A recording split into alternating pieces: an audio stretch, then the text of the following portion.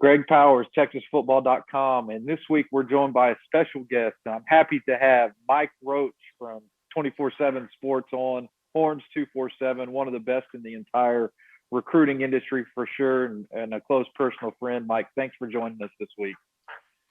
Coming from you, Greg, a guy that was a big-time influence on me when I first got in the business, that means a lot. So I'm glad to join you anytime. I always like to follow your work, man, and you're one of the best followers on Twitter as well. Where can the fans find you at on social media? That's Mike Roach 247 on Twitter, and then Mike Roach _247 on Instagram. I'm trying to grow my Instagram, so check that out. Nice. Man, I feel like this has been one of the craziest recruiting years that I can ever remember. We not only had to deal with the pandemic in 2020, which kind of changed the recruiting landscape. We've dealt with a lot of changes in the recruiting rules, but one of the big changes I know for you personally and for the Texas Longhorns has been a move to the SEC coming in the future. And I just kind of wanted to get your expertise and break down on what the reaction's been out there in the streets to that move. The reaction was strong right off the bat, and I think that then everybody saw 2025 as the target date, and that's when, a lot of kids in this class were like, well, that doesn't really affect me then if they're going in 2025. Greg, you know as well as I do, every recruit out there thinks they're going 3 years now, right? And they'll be into the NFL. But, with more increasing chatter, I guess, that Texas could probably be a 2022 entry into the SEC or even 2023. I think that it does become more real for them and Oklahoma. It certainly presents both with an advantage and evens the playing field with a school like Texas A&M that's been doing so well in the state lately. I think that it definitely helps there with Steve Sarkisian and the new coaching staff. You mentioned it. You mentioned the new coaching staff, Steve Sarkisian, and they've got a lot of, coaches that are really good at recruiting. Texas is always going to be a premier school as far as it's not only recruiting in the Lone Star State, but nationally. What has been, your impression of how that staff has been recruiting so far? It looks like they've changed it up somewhat to look more nationally, or at least they have a good eye turned towards some national names. But as always, Texas is going to be a key area of focus for them.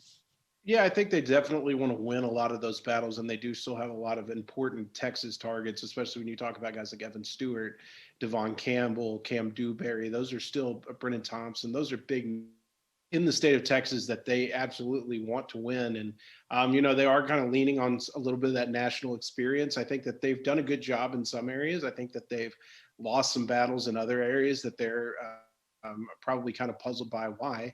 And so, for them, it's just kind of about putting together this class and then in the fall showing what they have on the field and hoping they can close strong down the stretch. One of those big names from out of state is quarterback commit Malik Murphy. And, I personally spend a lot of time talking about in-state recruits. That's my focus, working at TexasFootball.com. But I know that this is a guy that you've had a lot of chances to see in person. So you have a certain expertise when it comes to breaking down this young man's game. Why should Longhorns fans be excited about Mr. Murphy?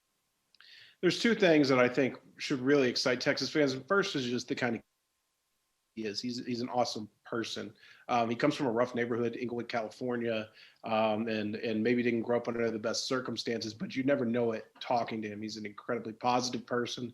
He's a great leader. He's really And then I think if you look at his tools, they're off the charts for a quarterback. I mean, the raw arm strength and ability to drive the ball he shows are something you just don't see a lot. And so I think that while he does still have a lot of development in front of him, has a lot of experience he needs before he can really hone his where he needs to be.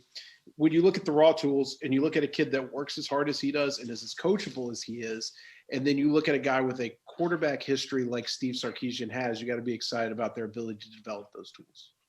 The highest rated recruit on the commitment list from in-state at 24/7 Sports is Brian B.J. Allen Jr. at Aledo, Texas. On the defensive side of the ball, to me, he's one of those safeties who can not only get to the football quickly and lay the wood, he's pretty solid in coverage. I know he's another one that you've got to see a lot, and I know Texas Longhorn fans have got to be excited about him as well. Yeah, a lot of range. That's what I like about him. He's physical. He'll run the alley. He'll come up and hit you. And we've all got to see a lot of him. You play at Alito, you get to play 16 games every year. So No it's doubt. we get a lot of chances to see him. And I wouldn't doubt if we saw him playing 16 again. And how cool would that be for Brian Allen to finish his high school career with 3 straight state championships and really going to college as one of the more decorated and experienced players in the game. I think that, what he brings to the safety position is that kind of that big body striker. But he can play in coverage. He can support on the run. And, he's going to be a guy that's called upon to do a lot more at Alito this year, especially with guys like JoJo Earl and Jace McClellan moving on. Any players on that list you feel like is a sleeper that we really should keep our eye on, or a guy that you like maybe a little bit more than the recruiting rankings might suggest? 2 guys, actually. They're 2 lone offensive line commits in this class, are both 3-star guys, and I think they're really strong players. Connor Robertson at Austin Westlake and Cole Hudson at Frisco. I think, you talk to people in Cole Hudson's district, and there's some really respected coaches in that area, and they'll tell you, I had one tell me that he's the best offensive lineman he's ever coached against. And I think that because Frisco does run like a wing T concept, you don't get to see all of Cole's tools, but I think that's a guy that you can really build on. And Greg, I know that's kind of up in your neck of the woods, so you're probably pretty familiar with Cole. And then Connor, I mean, if you watch that, Mike, he pancaked my son last year in a game. Oh no! Oh no! Yeah, so you're very familiar with him, and your son is as well. And the thing about Cole is as mean as he is on the field and as physical he is on the field, he'll probably pick you up afterwards and give you a smile and a pat on the back. He's a great kid. But Connor Robertson as well. Westlake has. It's funny that Westlake, traditionally Todd Dodge has been a big time air it out guy, but Westlake's really developed this physical, nasty, up front ability. Todd Dodge in the last couple of years, and I feel like Connor Robertson embodies that. He's a guy that I think can probably play 4 of the 5 positions up front, and a lot of versatility, a lot of tenacity, toughness. I get that he probably doesn't have a lot of the ceiling or the measurables that people look for, but when you just look at his production on the field, he's a really strong player. A guy that you recently caught up with, Evan Stewart at Frisco Liberties, not only now the number 1 rated recruit in the state on multiple recruiting services. To me, like, he's a viral sensation. Everybody wants to get Evan Stewart. He was a one-time Texas commit. You recently caught up with this young man, so without giving away too many details on the story, and you guys can, of course, check that out at Horns 247. Go check out and give Mike's story with Evan Stewart a read. Where are things sitting with him, and is Texas still like a serious contender? Yeah, absolutely. Evan's a guy that I kind of came to know last year right before the quarantine started, and he had no offers really at that point, but you looked at him and said, wow, this kid is a track star. He runs 10.7 in the 100. He runs 21.02 in the 200. He's a triple jump and long guy. And when you looked at the film and the production that he was able to put up, you got really excited. And so he was a guy I kind of met before he had offers. And I told him, I was like, I think you can be the number 1 player, like receiver in the country one day. I really do. I think you have that ability. He has freakish ability. And I'm kind of glad now, because I said some wild things about Evan back in the day, and he's kind of backed them up. I told somebody once I thought he was a faster version of Garrett Wilson, which that will make somebody go, you think he's that good? Yeah, I do. I do think he's that good. He's an insane athlete, and he's done nothing but really up his ante this spring. He's basically down to 4 schools at this point. He's taken 2 official visits, 1 to Texas and 1 to Florida. Alabama and LSU will get official visits in the fall, and he wants to go back and take a couple of other unofficials to Texas and maybe even to Florida. Right now, Florida's the perceived leader, and a lot of that has to do with them having Nick Evers, who played 7-on-7 with Evan for Texas Flex and the select 7-on-7 scene. But, while Evan did acknowledge that he's got a great relationship with Nick and he loves the Florida coaching staff, he did maintain he's pretty open at this point. I think Texas has done a really good job maintaining that, because Greg, when a guy decommits, sometimes I think both sides can go their own ways. And I think Texas has done a great job just staying on him, of course.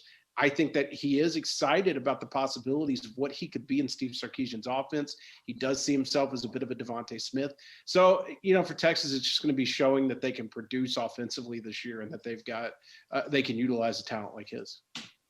Mike, you're one of the best crystal ball pickers out there when picking for the Texas Longhorns, right?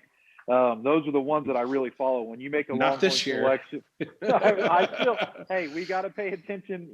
Definitely when that comes through. Is there one out there that you made that you feel real confident in right now, or is most of the commitments already like in the bag at this point?